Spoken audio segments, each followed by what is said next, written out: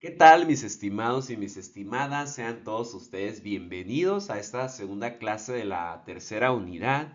El día de hoy vamos a seguir hablando de el porfiriato, pero específicamente vamos a hablar de la segunda etapa del porfiriato o del segundo periodo que va de 1888 a 1902 y a este periodo se le ha conocido como la consolidación de la dictadura. Recordemos que ya Porfirio Díaz ya había gobernado como presidente de México en dos términos diferentes. En la primera ocasión se había levantado en armas, como vimos en las clases pasadas, con el plan de Tuxtepec. En las elecciones de 1876 se levantó con ese plan, pues rebelándose en contra de Sebastián Lerdo de Tejada y acusándolo de hecho de haber cometido fraude, ¿no? De haber puesto a sus amigos en el Congreso para haber favorecido los resultados electorales.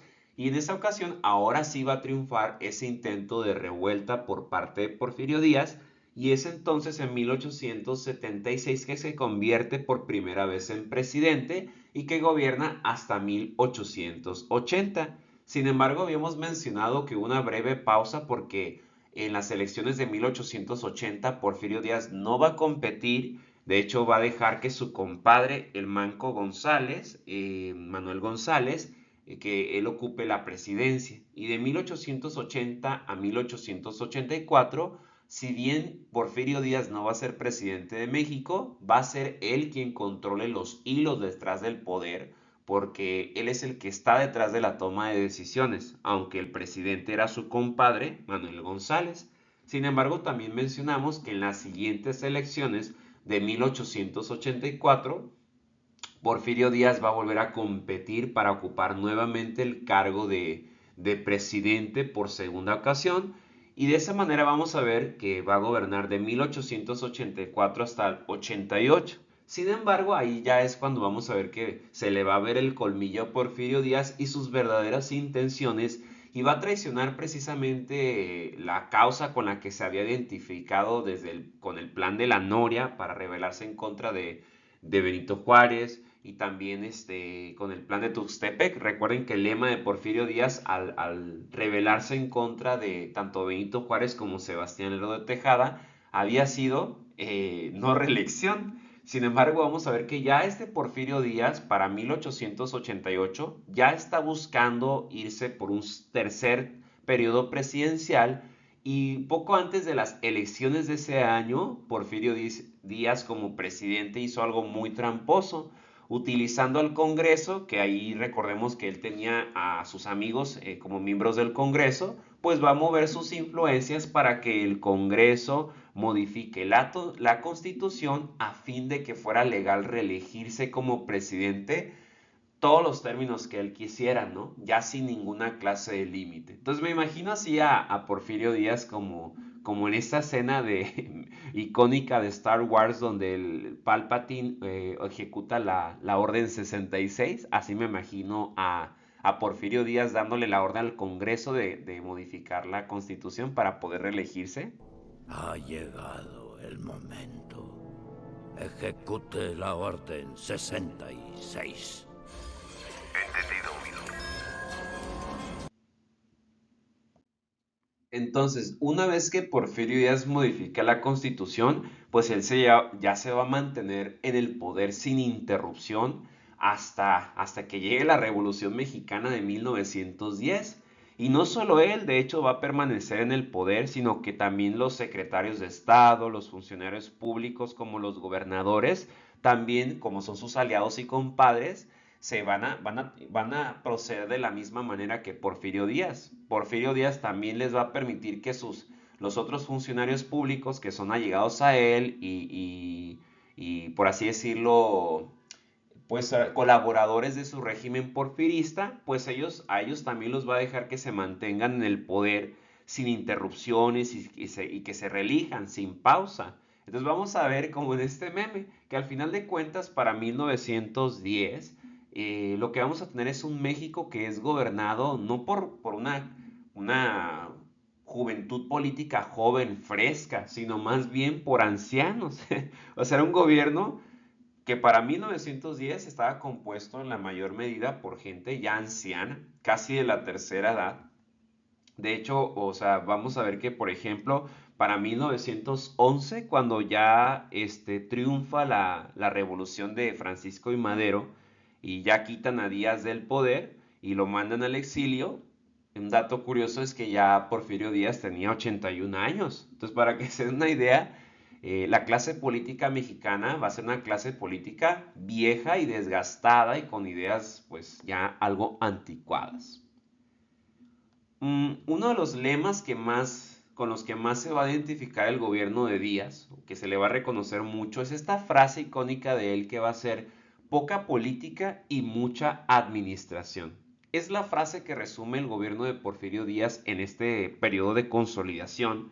Y esta frase lo que quiere decir es que el rumbo del país estaba determinado únicamente por el presidente. O sea, al presidente no le interesaba que hubiera más partidos políticos y diálogo político y no, todo eso. No, él estaba diciendo, o sea, ya, yo mando y lo único que me toca a mí como presidente es administrar todo para que haya progreso en el país.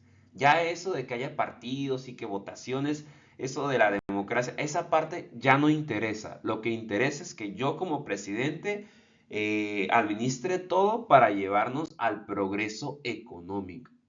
También vamos a ver algo muy curioso, que Porfirio Díaz pues va a ser un dictador.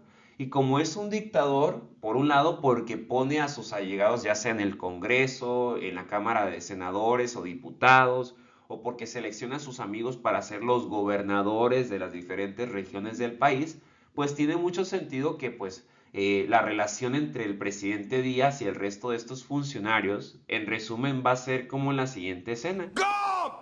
¿Cuál es tu único propósito en el ejército? Hacer todo lo que usted me ordene, mi sargento. ¡Demonios, Gum! ¡Eres realmente un genio! Es la mejor respuesta que he recibido.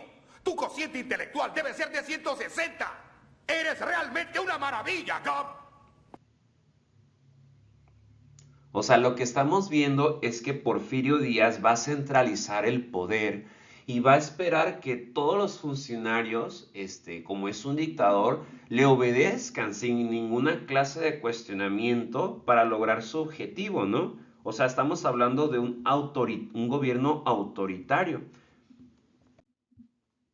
Además, algo que hizo Porfirio Díaz exitosamente, o sea, si vamos a ver que el gobierno de Porfirio Díaz va a destacar por el progreso económico que va y la modernización, industrialización que va a traer al país, si eso llega a ocurrir es solo porque Porfirio Díaz logró, uno, hacer que los demás funcionarios públicos lo obedecieran y dos, porque también supo conciliar las diferentes fuerzas políticas, ¿no? Por ejemplo, vamos a ver que Porfirio Díaz fue capaz de gestionar muy bien sus relaciones con los otros bandos, ¿no? Las fuerzas políticas incluso antagónicas, como lo vemos en este meme. Porfirio Díaz llegó a acuerdos tanto con la Iglesia Católica como con los liberales de México. Y ahí radica la consolidación de su fuerza política. O sea, él centralizó el poder en pocas palabras y al no ver, o sea, al no haber levantamientos por parte de la Iglesia Católica o liberales en contra del gobierno de Porfirio Díaz, pues esto va a permitir precisamente el progreso económico del cual vamos a estar hablando, la modernización, la industrialización y esa paz, esa estabilidad, que tuvo un costo también, porque vamos a ver que también hubo represión de los pocos opositores que tuvo el régimen porfirista en estos años, pues esto, sin embargo, va a permitir que también se atraiga la inversión extranjera, por ejemplo. Pero como le decía, esto no quiere decir que no hubiera opositores al régimen. Sí los hubo y vamos a profundizar un poquito más sobre ese tema en la siguiente clase. Pero ahorita podemos decir brevemente que Porfirio Díaz va a reprimir a todos aquellos que se atrevan a cuestionarlo, ¿no? Por ejemplo, el caso de aquellos periodistas. Había unos cuantos periódicos que se atrevían a denunciar, por ejemplo, los excesos de la dictadura porfirista. Un ejemplo clásico va a ser el de este periódico, de los pocos que tenían los pantalones para poder señalar a Díaz, ¿no? Sus excesos, sus abusos, la represión en contra de los grupos menos favorecidos, los indígenas que estaban olvidados, de señalar la cara fea del progreso y el orden pues presumidos por el gobierno porfirista. El ejemplo clásico del periódico del Ahuizote, que se va a ganar el odio o la enemistad de Porfirio Díaz, al contrario de otros periódicos que sí triunfaban, que vamos a verlos después, y triunfaban porque hablaban bien de Díaz, ¿no? Como lo es el caso de este periódico si no mal recuerdo, El Imparcial, ¿no? Que de imparcial pues no tenía mucho. Entonces vamos a ver, sí, un orden y un progreso que se van a consolidar en esta época, pero con un costo también social, ¿no? Se van a anular ciertas garantías o libertades o derechos de tipo democrático. Otra característica de este periodo del porfirismo va a ser que Porfirio Díaz se va a rodear de dos grupos principales que van a ser los que van a trabajar muy de cerca con él, pues para instaurar su régimen, ¿no? Para hacer que funcione el engranaje del centralismo porfirista. Y van a ser los llamados tanto los científicos como los militares. Y miren, les pongo así esta referencia así como a la película creo que es de Capitán América, ¿no? Ya saben que Capitán América tiene estos dos amigos, que son Falcon y el Soldado del Invierno, y vamos a ver que ellos dos son muy amigos de Capitán América y lo apoyan mucho. Pero también recordemos que en la película se ve que a veces entre Falcon y el Soldado del Invierno como que hay una rivalidad, ¿no? Entre ellos dos, como que a veces no se llevan muy bien o se echan carrilla. Entonces vamos a ver, pongo este ejemplo, esta analogía, porque funciona a la perfección, ya que aunque Porfirio Díaz era respaldado por estos dos grupos, tanto los científicos como los militares, también entre ellos había como a veces contiendas o pugnas internas. Pero vamos a ver que de hecho esto era bueno para Porfirio Díaz, porque el hecho de que hubiera contiendas tanto entre los científicos como entre los militares le garantizaba a Díaz que de esa manera no hubiera ningún líder militar o un científico al que todos siguieran y que luego ese líder se lo opusiera a él o quisiera quitarle la silla presidencial. Entonces eso también lo buscaba Díaz en parte. Pero hablemos un poquito más de estos dos grupos. Por un lado tenemos que los científicos van a ser todos esos funcionarios públicos que se les van a llamar los científicos debido a que ellos creían que sus políticas o sus prácticas políticas se regían según los criterios de la ciencia moderna de ese día, ¿no? Ellos creían que por eso sus decisiones eran acertadas y como sus decisiones políticas estaban basadas en la ciencia o en la técnica de aquella época, entonces ellos justificaban de esa manera que sus decisiones eran las únicas que podrían traer el progreso al país, ¿no? La modernidad. Entre este grupo de personas muy educadas, estudiadas, algunos eran grandes empresarios, pues estaban los siguientes, los más destacados científicos de los que se va a rodear Díaz. Estaban José Ives Limantur, Joaquín Casasus, Justo Sierra, Enrique Krill y Francisco Bulnes, ¿no? Entonces son todos estos empresarios, personas intelectuales preparadas, que según ellos basaban las decisiones políticas, que eran obviamente que estaban en sintonía con los intereses de Porfirio Díaz. Ellos creían que basaban sus decisiones, lo repito, en las ciencias que traerían el progreso. Entonces ellos se creían que tenían algo de científicos, como Norman Osborn. Y por otro lado también Porfirio Díaz se va a ver rodeado de los militares, ¿no? Que eran su otra mano, su mano derecha. Y miren, hay que señalar algo. Con el gobierno de Porfirio Díaz es cierto que vamos a ver que el presidente va a reducir los gastos destinados al ejército.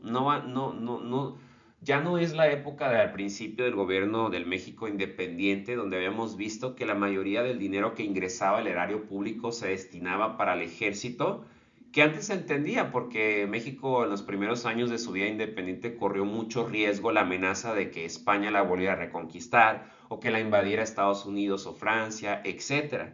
Pero ya esta es otra época y ya la mayoría del ingreso del erario público no se va a destinar al ejército. De hecho, se reduce el gasto para el ejército Y aún así, Porfirio Díaz va a lograr captar la lealtad de estos jefes o líderes militares, negociando con ellos y a cambio les va a conceder pues ciertos privilegios, ¿no? Sobre todo privilegios económicos, dándoles haciendas, territorios, terrenitos o haciendo alianzas, ¿no? Entre ellos y los hacendados y los grupos pues económicamente más influyentes del país.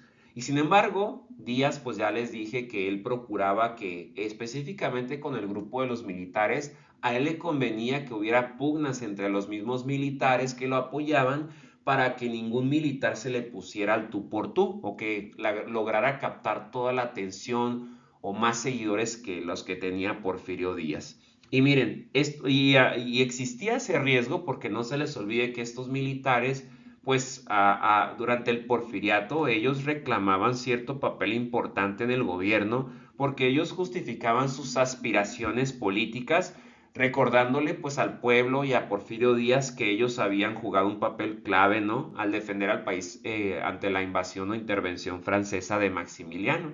Pero pues Porfirio Díaz era un viejo lobo de mar y supo contentar a los militares dándoles, como ya les dije, esos privilegios como las tierritas o acuerdos económicos, ¿no? O influencia.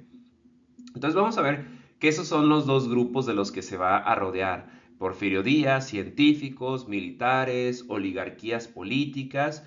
Y sin embargo, estas oligarquías o élites que apoyaban a Porfirio Díaz, vamos a ver que eran bastante discriminatorias y racistas, porque ellos pensaban que la mayoría del pueblo mexicano era ignorante y que en realidad la mayoría del pueblo tenía poco interés en el progreso, que tenía una mentalidad mediocre, por ejemplo, eran muy duros o ellos veían con ojos muy negativos a los indígenas, ¿no? A quienes de hecho ellos despreciaban.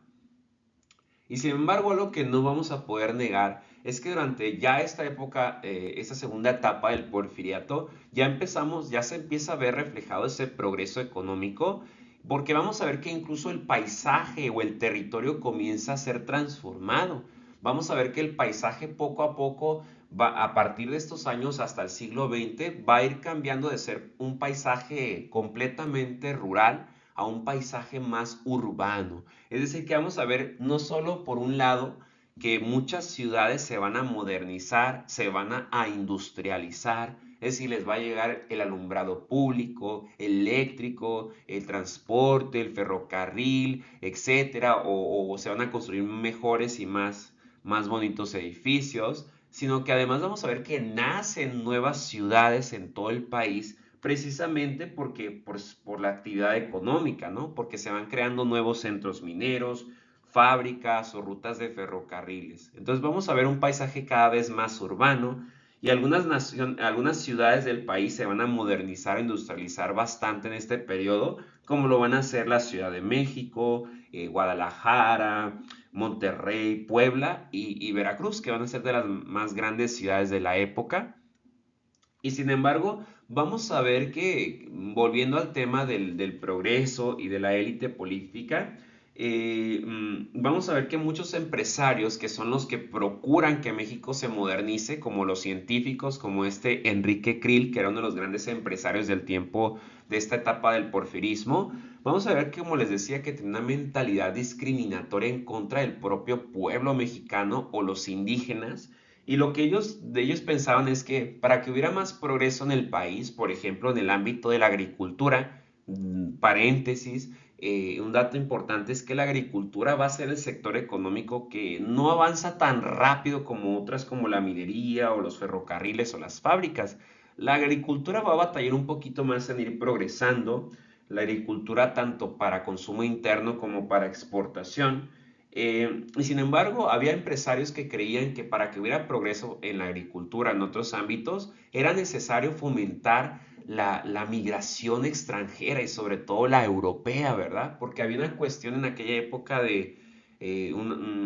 había unas ideas basadas en el llamado darwinismo social, pues que ahora sí que eran ideas discriminatorias que hacían de algunos grupos raciales, se creían que ciertos grupos raciales eran superiores a otros, ¿no?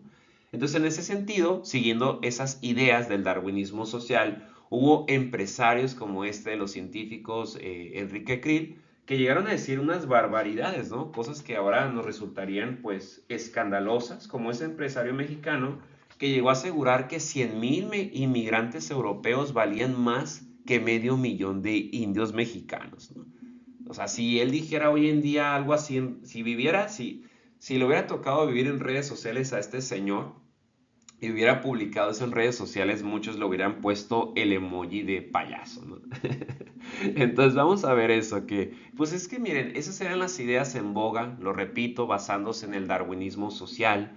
Pues se empieza a creer, empieza a creer que la misma ciencia, vean lo que les dije, y él era uno de los científicos, se creía que la misma ciencia, la antropología, por ejemplo, respaldaba la noción de razas superiores e inferiores. Entonces se creían que los indígenas eran razas inferiores, mientras que las razas europeas, ¿no? Por ejemplo, los alemanes, los franceses, los ingleses, esas eran las razas que iban a ayudar a mejorar el país, a traer el capitalismo, a fomentar la industria, etcétera, etcétera. Entonces, ahí lo tenemos. Por cierto, unos datos interesantes sobre la migración es que para 1900 en México existían 13,508,000 habitantes y de esos habitantes 60,000 eran extranjeros. Pero vamos a ver que para 1910 esa cantidad de migrantes, sobre todo procedentes pues, de Europa, ya había ascendido a 80,000, una cantidad bastante considerable.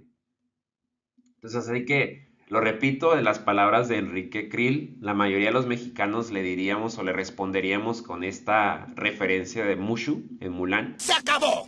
¡Deshonor! ¡Deshonor sobre toda tu familia! ¡Toma nota! ¡Deshonrar a tu vaca! Así es, deshonor para Enrique Krill por haber dicho esas palabras. Ahora, hablando de las actividades económicas, en este periodo vemos que hay mayor inversión de capital extranjero. Y vamos a ver esta tablita donde se muestran las inversiones de capital extranjero en México por actividad económica en la década de 1890 hasta 1900 y podemos observar claramente que los rubros de actividad económica que más inversión extranjera tuvieron pues fueron primero el ferrocarril, porque vean, representaba o acaparaba el 40.3% del total de las inversiones extranjeras. En segundo lugar, la banca con el 17.3% y en tercer lugar, la minería, ¿no? Con un 17%. Bastantes millones de pesos se invirtieron en varias empresas de origen extranjero y como les decía, se dan cuenta, respalda esta tablita lo que acabo de decir, que la agricultura era el sector económico que menos progresaba, no tenía tanta inversión o no captaba tanta inversión extranjera. Va a progresar, pero muy poquito en comparación con los primeros rubros. Y habría que mencionar otros datos hablando de la minería, que fue una de las actividades económicas en la que recibieron más inversión extranjera. Un dato curioso es que en esta época México se va a terminar convirtiendo en el segundo productor mundial de cobre. Ahí los tienes, sí, México, segundo productor mundial de cobre. Y ahí tenemos otros datos sobre la producción minera de esta época. Es uno, que la producción o actividad minera va a crecer a un ritmo anual de 6%. Dos, que en 1889 la actividad minera estaba valorada en 41 millones de pesos y ya para 1902 en 160 millones. Y tres, como ya lo habíamos mencionado, que México se termina convirtiendo en el segundo productor mundial de cobre. Ahora, hablando de la agricultura, ya mencionamos que no va a crecer tanto. De hecho, hay que hacer una distinción. Por un lado, la producción agrícola para consumo interno estaba bastante descuidada, ¿no? Porque, de hecho, y lo cual era muy triste, ¿no? Porque esos productos agropecuarios que se destinaban para el consumo nacional se producían con las peores técnicas de la época y en las tierras más pobres. Sin embargo, la agricultura de exportación, aunque tampoco era la actividad económica más fuerte del país, vamos a ver que van a haber varios productos que se van a comenzar a cultivar y sobre todo destinados para la exportación.